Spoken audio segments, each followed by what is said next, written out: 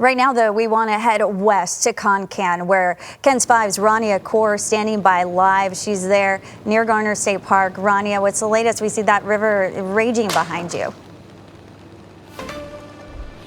This is the Frio River behind me. We're on Highway 127, just down from Neil's Cafe. So we're a little ways away now from Garner State Park.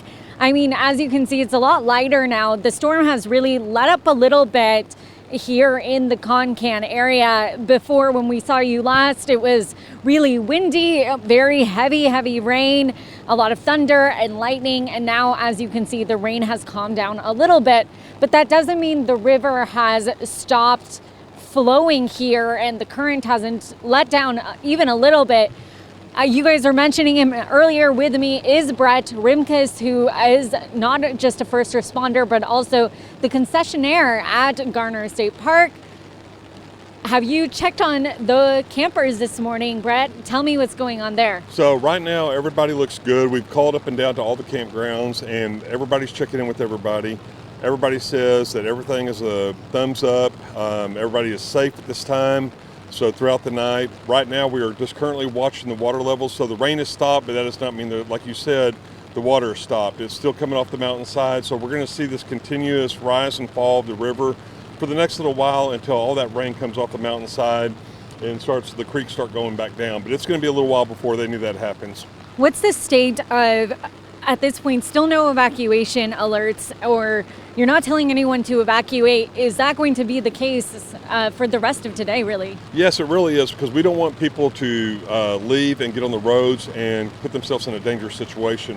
Right now, if they have to leave, going up on 83, heading to 41 over to Kerrville is the only way kind of out of here. 83 south towards Uvalde and going towards Sabinal on 127 is both closed down right now due to high water conditions. You know, speaking of the river that we're able to see here, you know, earlier you were telling me it rose 10 feet, but since then we've also seen barrels come down, we've seen logs come down. Tell me what's kind of happening here, and has this current caused any damage at this point? So we don't really know until it goes down. We had, like we said, we had a truck that went down earlier. Actually, that truck is gone, so we'll have to find that. But really won't know until the water recedes, and then we'll start seeing some of the damage. If there's any damage done, we'll start seeing that and assessing that with the fire department and the road department and TxDOT. Right now, they're just seeing a lot of debris, a lot of stuff that's coming off the mountain since we haven't had a rise since 2025. Actually, the 14th of July, which is the last time it happened. So all this kind of brush and stuff like that that's coming down is all from years of just sitting on the side of the mountain. Tell me what the river looks like normally and how much has it changed since this storm has come through? So you go back 5 days ago and it was at 18 cubic feet per second. I don't know what it is right now. I'd probably say it's probably up to the 100,000 cubic per second. Don't quote me on that. But I will say this, it was very low, very slow. It was getting kind of warm. Right now, in about 5 days, it's going to be absolutely beautiful out here.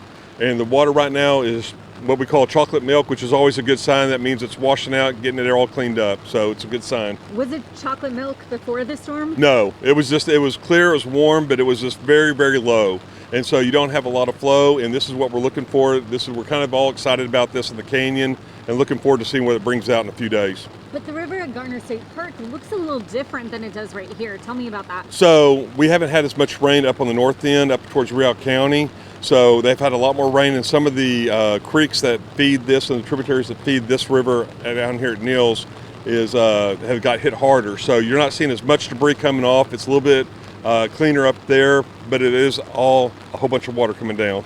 You know, on this side of the river, Brett, we're seeing quite the strong current. I'm able to see across this bridge here, and it's a much slower current. Kind of tell me what's happening here. So what it is, it's getting into a narrower spot. So when you look up river here, it's a lot wider.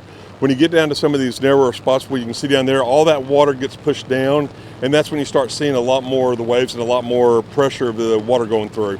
The Frio River is still a concern, right, for many of the low water crossings that are already closed at this point. Yeah, there's quite a few, and we've gone to drivetexas.org. That's where you'll see a lot of the crossings, a lot of the roads that are right now that are closed. So pay attention to that. Contact the local camps to make sure that you can access if you're coming out or leaving this area right now. Just be aware of everything and stay informed. And this is expected to rise, what, 6 more feet? It could be 5 to 6 more feet. We're watching all the creeks and they're coming in. It's a whole bunch of tributaries coming into this, and so we're going to watch and see what it does. We have gauges that we're looking on the side, tree marks that we're watching, and we're going to see it rise and fall, and hopefully at a certain point it will start falling back to normal and clearing up, and we'll have a beautiful river. You know, now that it's daylight, I'm able to, a lot of people have sort of stopped by just to sort of examine the Frio River. Right. That saying, obviously we're advising everyone to stay away from the roads.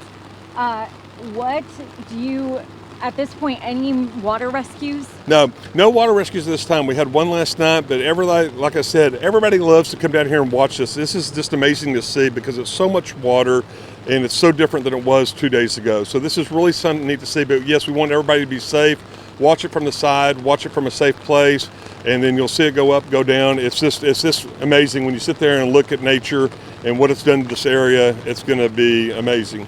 And Brett, just remind me again, when was the last time we saw the Frio River look like this in this Concan area? 365 days ago. July 14th was last year, and that's when it got up like this last time. And really, it was in a pretty good drought coming after the rains we had this spring for the last month. So this is a refreshing rain that we got, and we hope that it continues, but at a safe level. Thank you so much. And of course, once this muddy chocolate milk water is clear, we're going to have a beautiful Frio River here. But still, the messaging is stay away from the roads and stay home if you can. That's saying, Barry, Audrey, I'm sending it back to you in the studio.